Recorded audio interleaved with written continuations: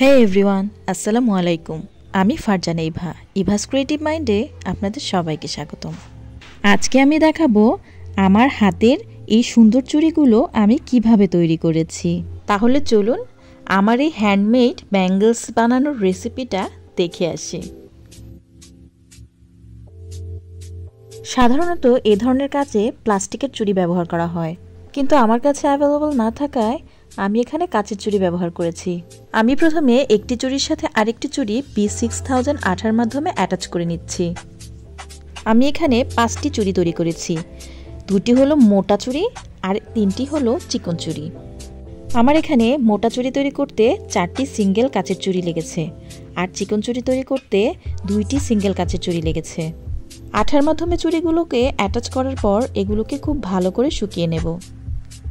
চুড়িগুলো খুব ভালো করে শুকিয়ে গেলে এবার এগুলোকে সুতো দিয়ে পেঁচিয়ে নেব, ঠিক এমন করে।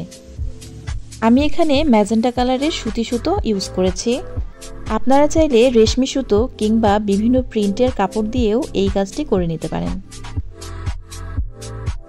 প্রথম এই কাজটি করতে গেলে আপনাদের অনেক সময় বিরক্তি ভাব চলে আসতে পারে, তবে হ্যাঁ, এটি করতে হলে আপনাদের অবশ্যই ধৈর্য সহকারে কাজটি করতে হবে। চুড়িতে সুতা পেঁচানোর পর সুতার মাথা আঠার মাধ্যমে খুব ভালো করে সিল করে দিতে হবে। এই কাজটি অত্যন্ত গুরুত্ব সহকারে করতে হবে।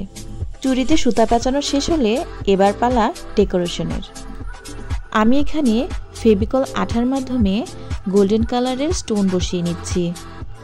ডেকোরেশনটা হলো পুরাই মনের ব্যাপার, যার যেমন খুশি যেমন পছন্দ ঠিক তেমন করেই সাজিয়ে নেবেন।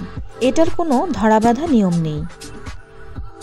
আমার সব সময় নিয়ম ছাড়া স্বাধীন কাজগুলোই বেশি ভালো লাগে। ক্রাফটিং এর মাঝেই আমি আমার স্বাধীনতা খুঁজে পাই, তো এজন্যই ক্রাফটিং করতে আমার এত ভালো লাগে। যাই হোক, চিকন চুড়ির ডিজাইন করা শেষ, এবার আমি মোটা চুড়িতে ডিজাইন করে নেব। ডিজাইনের আগে সেম প্রসেসে এই চুড়িতেও সুতো পেঁচিয়ে নেব। এগুলো হলো চেইন স্টোন। এবার এগুলোকে আঠার মাধ্যমে চুড়ির মধ্যে লাগিয়ে দেব, ঠিক এভাবে।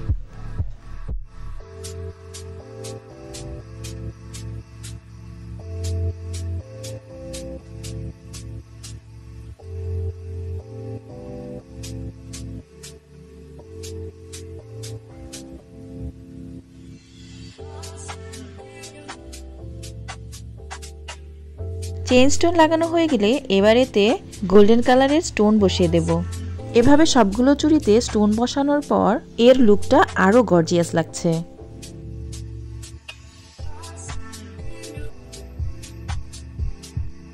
বিভিন্ন কালারের ড্রেসের সাথে এভাবে চুড়ি বানিয়ে পরলে মানুষ শুধু চেয়েই থাকবে।